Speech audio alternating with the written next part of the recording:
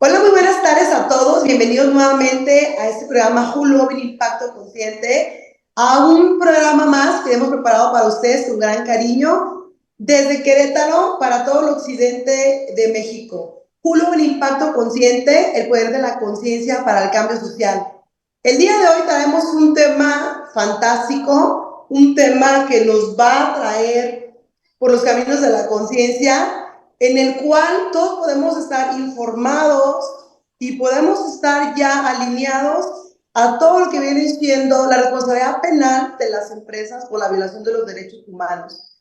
Nos hemos preguntado tal vez si no hago alguna cosa o si no adopto tal política o si no cumplo con tal ley o si no hago tal procedimiento o si no reporto tal cantidad de dinero, si tendría o no alguna implicación hasta penal.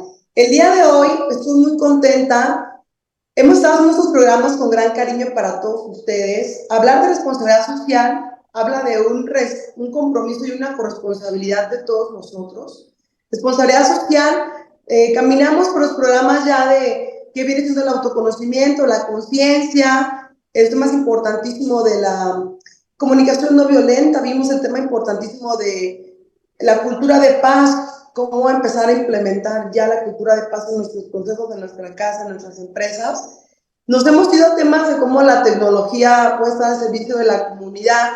Hemos caminado acerca de temas de responsabilidad social, muy contentos con temas de voluntariado. Les he compartido dentro de estas charlas, estos programas, vimos el tema de la nueva gobernanza, ¿no? Que se viene tanto para México como a nivel internacional.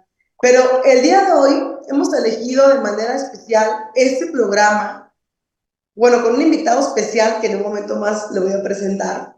Y la verdad, este programa, digamos que es uno de los más importantes para mí, porque no solamente hablamos de cómo ser personas, de cómo aprender a trabajar con los colaboradores, cómo aprender a ser agentes de cambio o cómo incidir positivamente para impactar de manera ya positiva en alguna comunidad, en alguna persona, en tu familia.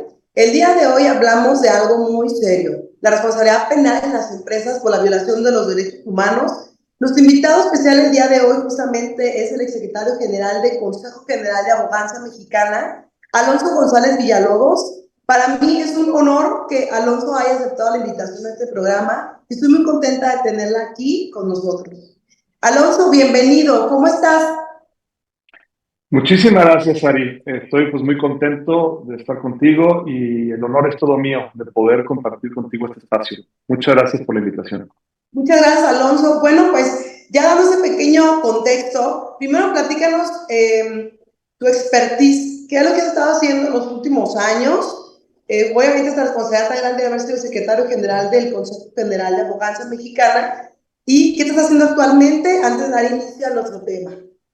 Gracias, Ari. Pues mira, yo soy un abogado que tengo más de 25 años de ejercicio profesional en materia de derechos humanos y derecho penal y he dedicado mucha parte de mi trayectoria profesional también a implementar proyectos de cooperación internacional para el desarrollo, que es el derecho al desarrollo, es uno de los derechos humanos de tercera generación que emergió, digamos, en la segunda mitad del siglo XX y tiene por propósito materializar pues el derecho, valga la redundancia, que tienen todas las personas o tenemos todas las personas a desarrollar nuestras plenas potencialidades.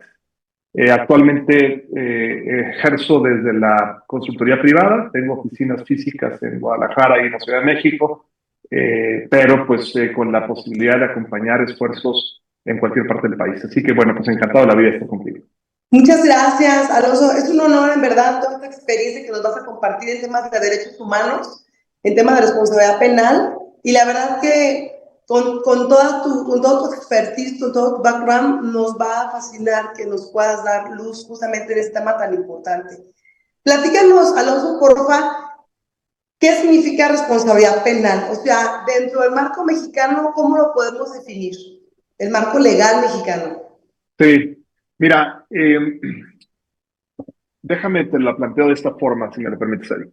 El brazo penal, el derecho penal, es el máximo poder que tiene el Estado para regular las relaciones entre la sociedad o dentro de la sociedad y para sancionar aquellas conductas que son profundamente disruptivas, precisamente para la armonía social. Es la herramienta más poderosa con que cuenta un Estado civilizado, democráticamente regulado por la Constitución, ¿no? Para poder ordenar las relaciones humanas.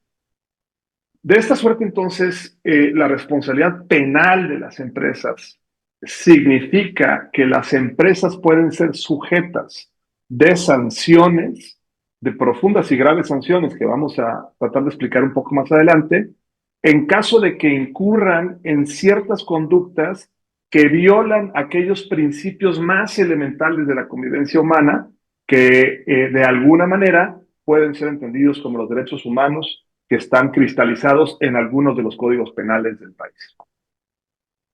Excelente. Y ya lo podemos observar justamente cómo es que hay esta implicación dentro del marco legal mexicano. ¿Cuáles serían unos ejemplos? ¿Cuáles serían ese tipo de casos que las empresas pueden ser responsables por las violaciones a los derechos humanos? Sí, mira, a ver, déjame tratar para tratar de hablar de la manera más sencilla posible. Los derechos humanos es el conjunto de valores o de prerrogativas que tiene el ser humano que se corresponden con su dignidad humana y que nadie puede por tal motivo alterarlos. De alguna suerte, para poder mantener la estabilidad social, el Estado tiene la facultad de limitar el ejercicio de estos derechos humanos en ciertas circunstancias. Pero en definitiva no se puede privar al ser humano del ejercicio o de la titularidad de estos derechos. Algunos de estos derechos están normativamente contenidos en la legislación penal, los códigos penales o algunas leyes secundarias penales. Y entonces la violación del derecho humano significa al mismo tiempo la violación de una ley penal. Y por tal motivo, como es tan grave y tan importante el valor que se está protegiendo, el Estado ha considerado pertinente que las empresas sean penalmente responsables por haber violado ese derecho humano. Te doy un ejemplo.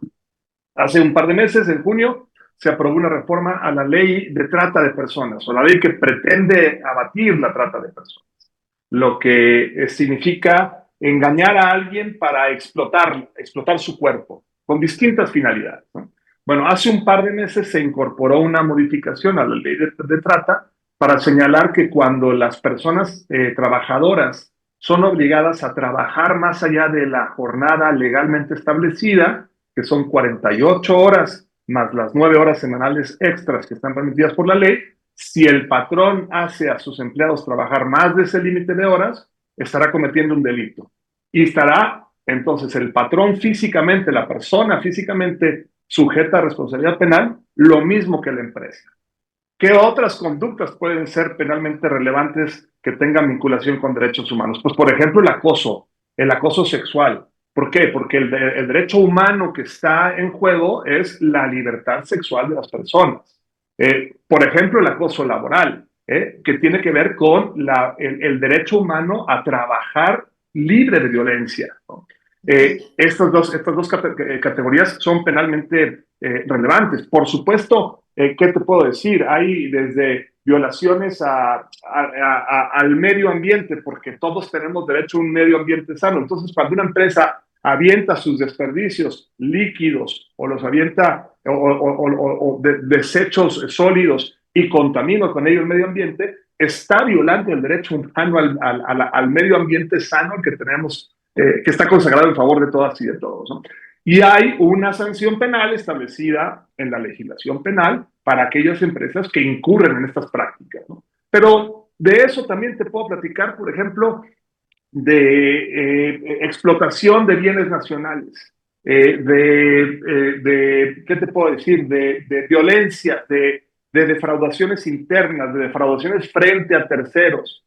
La empresa tiene una enorme cantidad de hipótesis en la que la conducta inapropiada de sus colaboradores, que pueden ser desde los directivos hasta la fuerza laboral, la conducta inapropiada puede generarle responsabilidad penal.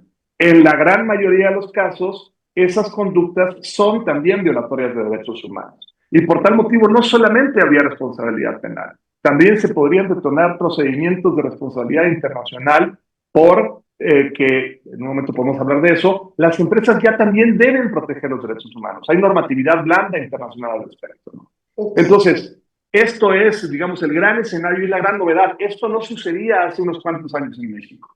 Muchas gracias. Sí, justamente lo vimos en el programa de la nueva gobernanza. Bueno, pues ya nos, responsabilidad social corporativa, responsabilidad social empresarial, ya es la ESG y todo lo que se viene a nivel nacional e internacional, ya no local, sino de manera global.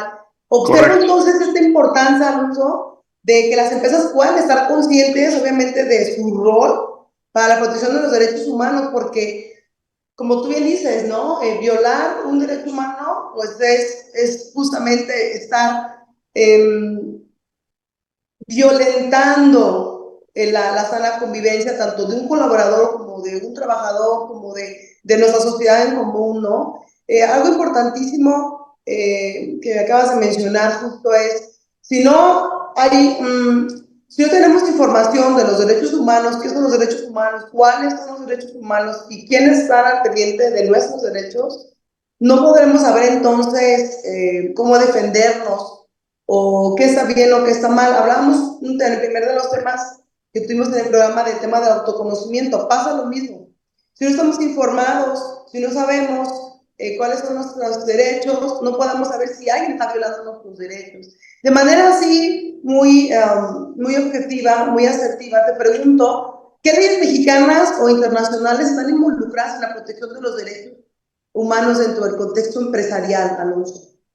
Mira, yo te diría que hay como dos grandes categorías. Desde el punto de vista del derecho doméstico mexicano, eh, las leyes internas de México tenemos, por ejemplo, los códigos penales. Hay 33 códigos penales, 32 para cada una de las entidades federativas y el 33 es para la federación.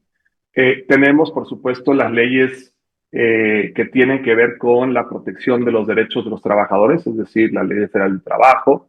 Tenemos leyes ambientales que también contienen protección de derechos humanos. Tenemos leyes de protección de la cultura. Los bienes culturalmente relevantes también forman parte del patrimonio común y por tal motivo deben ser respetados, ¿no? Tenemos además normas blandas, que son las famosas, bueno, más que normas blandas, tenemos regulación administrativa que se llaman las normas oficiales mexicanas, que son expedidas por las distintas secretarías. La Secretaría del Trabajo tiene un montón de normas. Hay una particularmente muy importante que es, pues, razonablemente reciente, la norma 035, que tiene que ver con el riesgo psicosocial en el trabajo, Así con la es. igualdad laboral, con la no discriminación, ¿no? Desde el punto de vista internacional, pues hay muchos tratados en materia de derechos humanos que no son exigibles por virtud del artículo primero constitucional, forman parte de nuestro derecho y todas las autoridades están obligadas a respetarlo.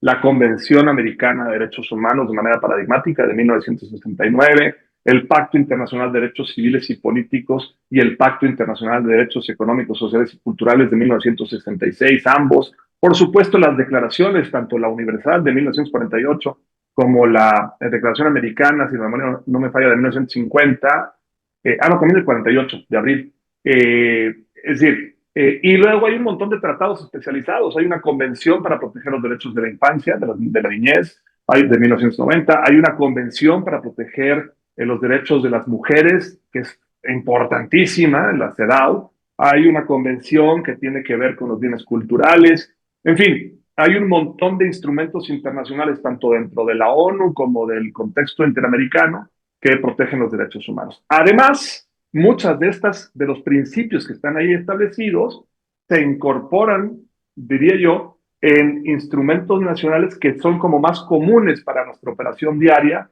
que contienen prohibiciones de conducta para las empresas que debe ser respetados y que la gran novedad es que de 2014 para acá ahora ya hay consecuencias materiales si no lo hacen.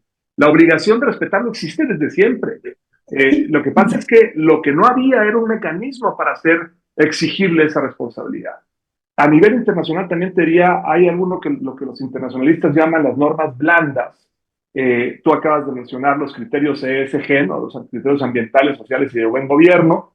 Además de eso están los 10 principios del Pacto Mundial para la Sostenibilidad Empresarial. Tenemos, por supuesto, los principios, de manera muy importante, los principios rectores sobre las empresas y los derechos humanos de la ONU. Este instrumento que está a punto de materializarse en un tratado internacional, ahorita es nada más como, digamos, una declaración de principios, y está a punto de transformarse en un tratado internacional, establece con toda claridad qué es lo que le toca hacer a las empresas en materia de protección de derechos humanos, porque el discurso clásico siempre ha dicho que quien debe respetar los derechos humanos es el gobierno, la autoridad, que es una relación vertical entre la autoridad y la ciudadanía donde están las empresas, ¿no? Bueno, este es un sofisma, porque si los derechos humanos son lo que decimos que son, es decir, aquellos atributos de la dignidad humana que deben ser respetados a toda costa, eso no solamente le toca a la autoridad, Así también es. nos toca a todas y a todos. A todos. Muchas gracias, Alonso. Ahorita me compartes 2 sanciones o 3, por ejemplo, de un ejemplo que de algunas empresas que tengan algún tipo de sanción si no cumplen con estas normativas. Y también me gustaría que me platicaras en los últimos 2 minutitos cuáles son estos mecanismos legales que ya están disponibles para las víctimas y también cómo se pueden iniciar procesos penales. O sea, si yo quisiera, una empresa a mí me despidió, se generó algún daño, un daño ambiental, yo me enteré, hay un tema de acoso, por ejemplo, ¿qué mecanismos ya hay para yo poner una demanda contra una empresa? O sea, así, por aquí, por aquí y por aquí. Si me regalas esta respuesta antes de irnos al corte. Gracias, Ari. Mira, a ver, las empresas, de acuerdo con la ley, por ejemplo, si la empresa en la que tú trabajas es negligente porque tolera o falla en proteger la violencia laboral, pueden ser sancionadas hasta con 550,000 pesos cada instancia de violación a la norma, ¿no? Pero además hay sanciones penales mucho más graves que podremos entrar a más profundidad después del corte, pero que llevan hasta la disolución de la empresa. En Chihuahua, hace unos años, hubo una sentencia, hace un par de años, una sentencia en la que se decretó la disolución absoluta de una empresa dedicada a captar recursos. Ahí, ¿cuál es el derecho que está involucrado? Es el derecho al patrimonio y a la verdad, ¿no? Se impuso la disolución, una sanción de 890 millones de pesos, de 4 millones de dólares y la inhabilitación absoluta durante 10 años para que los socios pudieran volver a trabajar en esa misma industria. Ay, pues, ¿qué hicieron? Pues se robaron el dinero de la gente que confió en ellos. En Xcaret, por ejemplo, en Xcaret se murió un niño hace unos años, hijo de un doctor de Durango, que fue muy famoso el caso. Bueno, el asunto continúa y ojalá que continúe estas últimas consecuencias. Xcaret está siendo procesada por homicidio. La empresa, por homicidio. Si llega lo que dice la prensa, es que está discutiéndose en la calificación de si es homicidio doloso o culposo. Si se lograra convertir la acusación a homicidio doloso, eso no puede conllevar más que la disolución absoluta de la empresa, ¿no? Wow. Y así hay otros casos. El IMSS está ahora mismo denunciando a 2 proveedores de reparación y mantenimiento de sus elevadores porque por fallas en el mantenimiento también murió una persona. ¿Cómo iniciamos una denuncia de esta naturaleza? El artículo 421 del Código Nacional de Procedimientos Penales nos dice cuál es el camino, y es ir a tocar la puerta de la Fiscalía, ya sea la Fiscalía Estatal o la Fiscalía Federal, dependiendo del tipo de delito. Si quieres, después del corte podemos hablar un poquito más sobre el procedimiento mismo.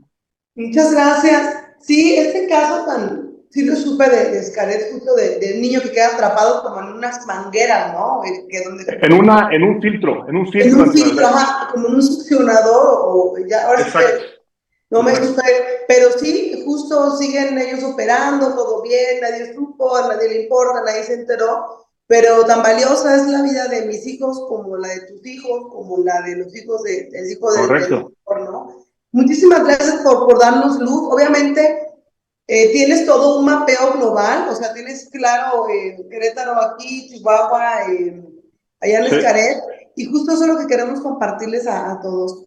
Pues nos vamos a ir a corte, estamos el día de hoy charlando justo con Alonso Villalobos, el exsecretario general del Consejo General de la Abogancia Mexicana, Estamos viendo el tema del día de hoy, responsabilidad penal de las empresas por la violación a derechos humanos. Vamos a corte y volvemos.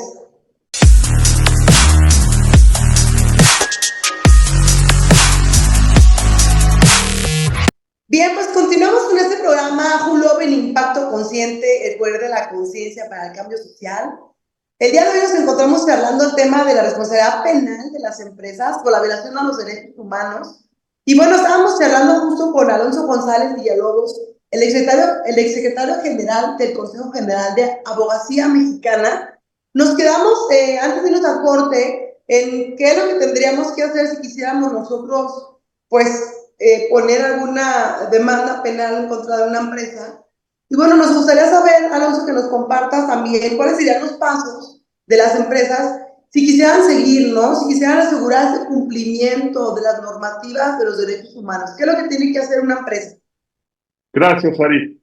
A ver, yo lo primero que diría es lo siguiente. El hecho detonador que generó que la responsabilidad de las empresas se pueda hacer efectivo es la aprobación del Código Nacional de Procedimientos Penales en 2014. Antes de eso, las empresas, por supuesto, tenían obligaciones. Lo que sucede es que no había manera de hacer efectiva ningún tipo de responsabilidad en materia punitiva o penal, ¿no? Hoy día existe todo un procedimiento establecido para que cualquier persona que se sienta víctima de haber sufrido una violación a sus derechos humanos, que además constituye un delito, que casi todas las violaciones de derechos humanos pueden ser tipificadas como delitos, no todas, pero casi todas. Entonces, lo mismo que cuando eres víctima de un robo en tu casa, pues vas a la fiscalía y presentas una denuncia. En este caso en particular, entonces, el empleado o el colaborador, la persona colaboradora que se sienta agraviada en sus derechos fundamentales, yo le sugeriría que acudiera a la Fiscalía General de la República o a la Fiscalía General del Estado, de que se trate en particular en Querétaro, donde estamos ahora mismo, o donde fuere, pero también a las Procuradurías de Protección de ciertos derechos sociales, por ejemplo, la Procuraduría de Defensa de los Trabajadores, la famosa Profedet. Cuando se trata de violación a los derechos laborales, pues hay que ir a la Procuraduría, a las instancias correspondientes, al Centro de Conciliación de Laboral del Estado de Querétaro, Centro de Conciliación Federal. En el caso de las violaciones de los derechos ambientales, está la Procuraduría Federal de Protección al Medio Ambiente o al Ambiente, la famosa Profepa, ¿no? Entonces, son las mismas instancias administrativas a las que habríamos de acudir si fuéramos como personas físicas quejándonos en contra de otra persona física. Lo que pasa es que ahora nos queremos quejar en contra de una empresa. Por supuesto que una cosa fundamental que las empresas tendrían que hacer para evitar esto es tener canales internos. Una responsabilidad esencial para las empresas es atender a su equipo. Y la primera parte de la obligación consiste en diseñar políticas que luego sean profunda y profusamente diseminadas internamente, pero que además tengan como acompañante un mecanismo interno de quejas, una línea segura en la que las personas puedan señalar que están siendo víctimas de la comisión de alguna violación, de algún abuso por parte de sus supervisores, por parte de sus colaboradores, por parte de los clientes o de los proveedores de la empresa.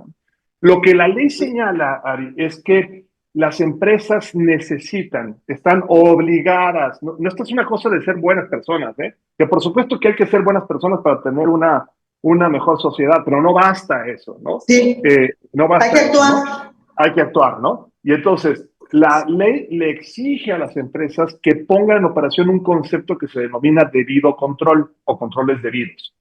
Los controles debidos no es otra cosa más allá de lo que comúnmente en algunos sectores se ha conocido en los últimos años como los programas de compliance o programas de cumplimiento normativo o regulatorio. Bueno, el compliance penal, es decir, el mecanismo para evitar la responsabilidad penal de las empresas, consiste en que las empresas de manera proactiva diseñen, identifiquen riesgos, diseñen políticas para abatir esos riesgos, capaciten a todas sus personas, a todo su personal de manera proactiva, constante, adecuada, divertida, lúdica, para que en efecto se entienda, y después de eso que se genere una línea de quejas efectivas a partir de las cuales se tomen decisiones reales en contra de aquellas personas que hayan cometido violaciones a derechos humanos, incluyendo, Ari, y este es un desafío que pocas empresas lo tienen, incluyendo los directivos.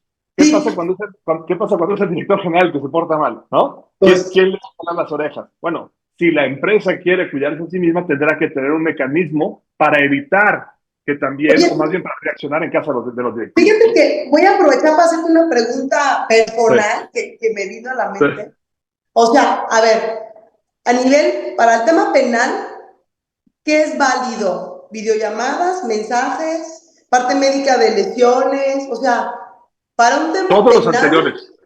Todos los anteriores. Si yo filmo a mi jefe, o yo filmo a un amigo, o filmo al proveedor, o sea, que como a manera de que pueda uno demostrar que está siendo acosado, o que le quitaron alguna, o que le quieren decir, no, pues aquí no trabajaste conmigo, y diga, no, tengo evidencia hasta de que me pedías cosas por correo, ¿no? ¿Qué es lo que es válido como las pruebas? Mira, yo te diría que sí, te entiendo perfecto. Te salí un poquito del tema, pero me da la duda, ¿sabes? Es súper importante. Yo te diría que es todos los anteriores. Bajo derecho mexicano, tú tienes derecho a grabar las conversaciones electrónicas o personales que tengas en la medida en que tú participes. Lo que no puedes hacer es grabar conversaciones de terceros. Pero si son conversaciones en las que tú participas, Ari, tú tienes derecho a grabarlas, a videograbarlas, ay Dios mío, perdóname, que empezó a sonar esto, perdóname. A videograbarlas, a grabarlas, y esa grabación es perfectamente válida para efectos probatorios. Entonces, yo te diría correos electrónicos, mensajes de voz, conversaciones que tengas uno a uno por proposiciones indecorosas, todo fotografías. Y por supuesto testigos, fotografías también, por supuesto, ¿no? Absolutamente todo eso. Y mira, hay mucho temor, sobre todo, y debo reconocerlo, sobre todo en mujeres respecto de varones, hay mucho temor porque la cultura heteropatriarcal, machista, nos ha conducido a una realidad desigual para las personas, ¿no? Bueno, yo les invitaría, no hay que tener miedo, ¿no? O sea, no quiero sobresimplificarlo, por supuesto, pero sí quiero decir que hay que empezar a actuar y que hay mucha gente muy responsable y muy seria en las instituciones que se toma de verdad el tiempo de atender a las personas. Entonces, hay que hacerlo. Pasa eso, dices, ay, ¿para qué voy? ¿Cuánto va a durar? Luego véngase, tómese la foto, llene ese formato. Y estamos creyendo que si lo silenciamos por desidia o porque va a tardar mucho, porque vamos a tener que pagar el abogado, estamos creyendo que será mejor no decir, o será mejor omitir o ocultar, pero también, si no está la denuncia, entonces no somos parte de la estadística. Tampoco entonces se pueden tomar decisiones, y tampoco entonces podemos implementar nuevas políticas públicas, tampoco podemos hacer un grupo para levantar la mano de lo que está sucediendo. Lo que me está gustando que compartas, Alonso, es hacia el interior de las empresas. Comparto que es derecho humano, compartimos una capacitación, compartimos qué tendría que ser, compartimos estos mecanismos, estas normas hacia el interior, implementamos el tema, como tú acabas de decirlo, ¿no? Le llevamos a la conciencia, y bueno, uno también tiene que aprender a ser congruente. Si el empresario directivo desde arriba está implementando que se difunda esta información, quiere decir que también está consciente de que debe de portarse bien para que al rato no lo vayan a denunciar, a demandar, ¿no? Esto es padrísimo, porque da una muy buena lectura, no solamente de responsabilidad social, da una buena lectura de que estás a salvo ahí en la empresa, ¿no? Porque te dice cómo. Sí, y hay información empírica que la ha estudiado el Grupo de Trabajo de Derechos Humanos y Empresas de la ONU. Hay información empírica que demuestra cómo es que la lealtad de la fuerza trabajadora, de las personas colaboradoras y su productividad se incrementa de manera significativa cuando está trabajando en un ambiente en el que se siente reconocido y protegido. Que viene siendo parte como la ventaja competitiva justamente de esa implementación. Oye, ya para irnos, Alonso, que se nos acaba el tiempo, me encantaría que en un enunciado hagas este llamado a la acción a todos nuestros empresarios, a todas nuestras empresas, a todo el que esté escuchándonos, que puede ser alguien en voluntariado, algún agente de cambio, justamente de cuál sería la importancia de implementar estas políticas para el cumplimiento de los derechos humanos, porfa. Gracias. Gracias además por la oportunidad, porque pues es lo que nos toca hacer los que estamos de alguna manera vinculados en esto y creemos en que un México distinto es posible o un México mejor es posible, y tiene que ver con dejar el discurso y pasar a la acción. Hoy día hay mecanismos para que los empresarios puedan generar un ambiente de trabajo en el que no solamente se respeten los derechos humanos de una mejor manera, sino que además se propicie una cultura cada vez más inclusiva de comprensión y para compartir la misma óptica sobre qué es lo que está completamente roto en esta sociedad y qué es lo que tenemos que preparar, y es el respeto esencial a la dignidad más profunda de cada una y de cada uno. Y eso empieza por la casa. Y los empresarios que creen que simplemente teniendo un catálogo de valores, un código de ética, con eso ya lo hicieron, Ahí están pegado, muy lejos. más de adorno. Ahí pegado, ahí de adorno, están muy lejos, tienen que tomarse el tiempo. Hombre, si no por convicción personal, por protección de su propia empresa, porque esto ya llegó para quedarse. Y los empresarios que además aspiren a las cadenas de distribución, a las cadenas de valor internacionales, si no lo tienen, no van a poder participar del juego. Entonces, yo diría, es el momento en que dejemos de culpar al gobierno y que en nuestras propias instituciones promovamos una realidad social distinta. Y eso se hace a través del desarrollo de normativa interna y de creación de parámetros y mecanismos para que todas y todos nos sintamos protegidos. Así que, pues, ahí está la invitación. Muchas gracias a todos por habernos acompañado a Julo en Impacto Consciente, el poder de la conciencia para el cambio social. Gracias, Alonso, por compartirnos tu experiencia. Esperamos que nos acompañes en el siguiente programa. Y bueno, a todos los que están detrás de ese celular, de esa pantalla, de esta cámara, tenemos el compromiso de informarnos justamente cuáles son los derechos humanos, qué estoy haciendo yo ya en mi empresa en temas de derechos humanos, conocer cuáles son las leyes que ya me hacen responsable de un tema penal, y los invito a todos a implementar políticas hacia adentro de derechos humanos. Les mando un fuerte abrazo, gracias, Alonso, bendiciones, hasta la próxima. Muchas gracias.